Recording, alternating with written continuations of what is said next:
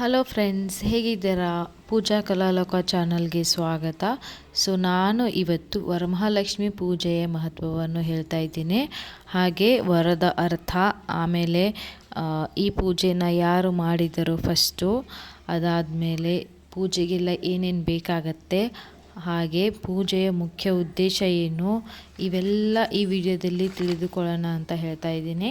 So friends, ಈ ವಿಡಿಯೋನ ಎಲ್ಲೂ ಸ್ಕಿಪ್ ಮಾಡದೆ ಪೂರ್ತಿಯಾಗಿ ನೋಡಿ ಅಂತ ಹೇಳ್ತಾ ಇದ್ದೀನಿ. ವರಮಹಾಲಕ್ಷ್ಮಿ ಪೂಜೆಯ ಟೈಮಿಂಗ್ಸು 6ರಿಂದ 7:30ವರೆಗೂ ಬೆಳಗ್ಗೆ, ಹಾಗೆ 11:40 ಅಂದರೆ ಬೆಳಗ್ಗೆ ಟೈಮಲ್ಲಿ, ಮಧ್ಯಾಹ್ನ 1:55ಕ್ಕೆ ಮುಕ್ತಾಯ ಆಗುತ್ತೆ.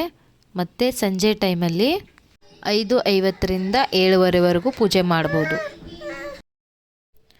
ಸೊ ಫ್ರೆಂಡ್ಸ್, ಇಂದು ನಾವು ಹಿಂದೂ ಧರ್ಮದಲ್ಲಿ ಅತ್ಯಂತ ಪವಿತ್ರವಾದ ವರಮಹಾಲಕ್ಷ್ಮಿ ವ್ರತದ ಬಗ್ಗೆ ತಿಳಿದುಕೊಳ್ಳೋಣ. ಶ್ರಾವಣ ಮಾಸದ ಶುಕ್ರವಾರ ಆಚರಿಸುವ ವರಮಹಾಲಕ್ಷ್ಮಿ ವ್ರತವನ್ನು ಮಹಾಲಕ್ಷ್ಮೀ ದೇವಿಯ ವಿಶೇಷ ಆರಾಧನೆ ಎಂದು ಪರಿಗಣಿಸಲಾಗುತ್ತದೆ.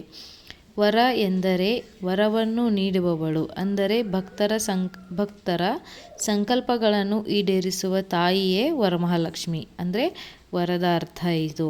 ಪುರಾಣಗಳ ಪ್ರಕಾರ ಶಿವನ ಸೂಚನೆಯಂತೆ ಚಾರುಮತಿ ಎಂಬ ಭಕ್ತೆ ಈ ವ್ರತವನ್ನು ಆಚರಿಸಿದಳು. ಅವಳ ಭಕ್ತಿ ಮತ್ತು ಶ್ರದ್ಧೆಯಿಂದ ಸಂತುಷ್ಟರಾದಳು.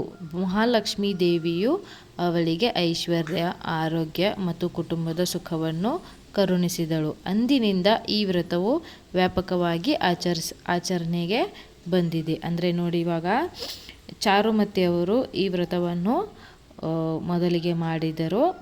ಅದಕ್ಕೆ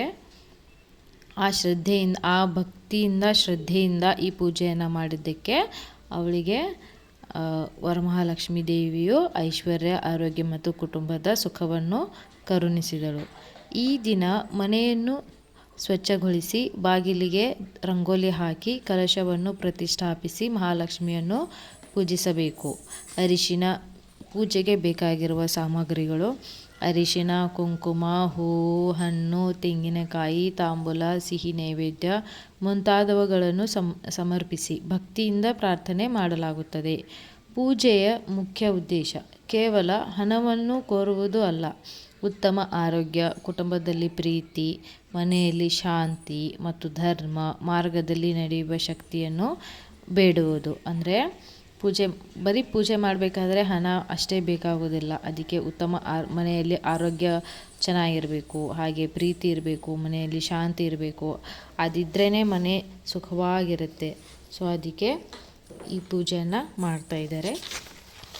ಇದಾದಮೇಲೆ ಮಹಾಲಕ್ಷ್ಮಿ ವ್ರತದ ಸಂದೇಶವೇನೆಂದರೆ, ಸಂಪತ್ತು ಎಂದರೆ ಕೇವಲ ಹಣವಲ್ಲ, ಉತ್ತಮ ಆರೋಗ್ಯ, ಉತ್ತಮ ಗುಣಗಳು, ಒಳ್ಳೆಯ ಕುಟುಂಬ, ಮನಸ್ಸಿನ ನೆಮ್ಮದಿ ಮತ್ತು ಪರಸ್ಪರ ಗೌರವ ನಿಜವಾದ ಐಶ್ವರ್ಯ. ಆದ್ದರಿಂದ ಈ ಹಬ್ಬವು ದಾನ, ಕೃತಜ್ಞತೆ, ಸ್ವಚ್ಛತೆ ಮತ್ತು ಭಕ್ತಿಯಿಂದ ಮಹತ್ವವನ್ನು ನೆನಪಿಸುತ್ತದೆ. ಈ ಪೂಜೆ ಮಾಡೋದ್ರಿಂದ ನಮಗೆ ಕೃತಜ್ಞತೆ, ಸ್ವಚ್ಛತೆ ಮತ್ತು ಭಕ್ತಿಯಿಂದ ಮಹತ್ವವನ್ನು ನೆನಪಿಸುತ್ತದೆ.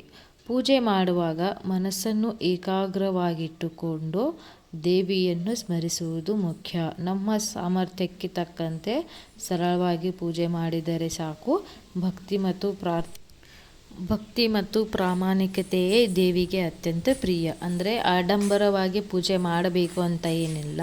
ಸಿಂಪಲ್ಲಾಗಿ ಒಂದು ತೆಂಗಿನಕಾಯಿ ಇಟ್ಟು ಪೂಜೆ ಮಾಡಿದರೆ ಸಾಕು. ಆ ದೇವಿಗೆ ಅತ್ಯಂತ ಪ್ರಿಯವಾದ ಇದು ಪೂಜೆ. ಹಾಗೆ ಈ ವರಮಹಾಲಕ್ಷ್ಮಿ ಹಬ್ಬದಂದು ಮಹಾಲಕ್ಷ್ಮಿ ತಾಯಿಯ ಕೃಪೆ ನಿಮ್ಮ ಮನೆ ಮತ್ತು ಕುಟುಂಬದ ಮೇಲೆ ಸದಾ ಇರಲಿ. ಎಲ್ಲರ ಜೀವನದಲ್ಲಿ ಆರೋಗ್ಯ, ಸಂತೋಷ, ಸಮೃದ್ಧಿ ಮತ್ತು ಶಾಂತಿ ನೆಲೆಸಲಿ ಎಂದು ಹಾರೈಸೋಣ. ಧನ್ಯವಾದಗಳು.